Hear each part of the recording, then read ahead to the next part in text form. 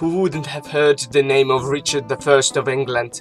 Better known as the Lionheart, he remains an iconic figure in England and France. Despite being a legend, he really was a controversial person.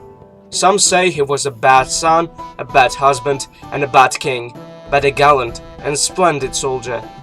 During his reign of 10 years, he didn't spend more than 6 months in England. He wasn't an Englishman either. He was French, a Plantagenet. He didn't even speak English, but a dialect of French. He used his kingdom, England, as a source of revenue to support his armies. Moreover, he had a rash personality that was frustrating at times, and therefore he often conflicted with his allies. But how did he manage to earn his fame and become a legend despite all this? His contemporaries saw him as a true hero, and this image remained until today. He was a brave individual warrior, a skilled military leader, and a righteous person. He poeticized and enjoyed playing chess.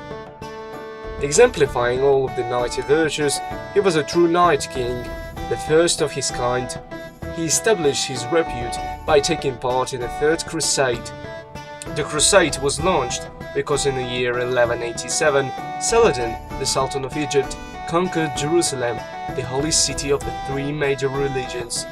Richard allied with Frederick Barbarossa, Holy Roman Emperor, and Philip Augustus, King of France, to conduct a crusade against Saladin to reclaim Jerusalem for Christianity.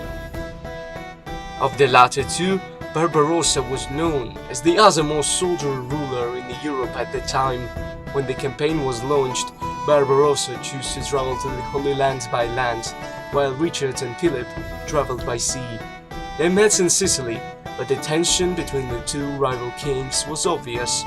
Richard's way through the Mediterranean Sea to the Holy Land was as adventurous as one would expect from someone called the Lionheart. The conquest of Cyprus was more important strategically than it seems. It became a naval base from which the eastern Mediterranean could be controlled, in addition to the ports of the Holy Land. Having conquered Cyprus, Richard set sail towards the Holy Land and finally arrived. There he soon had to face the fact that he was left alone to conduct the crusade. Frederick Barbarossa had drowned in the river, and Philip Augustus turned back to France, having claimed illness. Despite his own serious illness, Richard captured the city of Acre, breaking a siege with which the German and French Crusader armies had been struggling for 93 weeks. After recovering from his disease, he faced his great counterpart. Saladin was no less noble than Richard himself. During the rest of the crusade, the two faced each other in several battles, most of which ended in victories for Richard.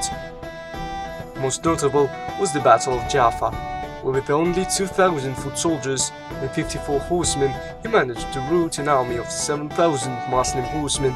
In this battle, he proved that he was the greatest strategist of his time. His success even extended to the capture of Jerusalem, but he didn't have enough military force left to hold it.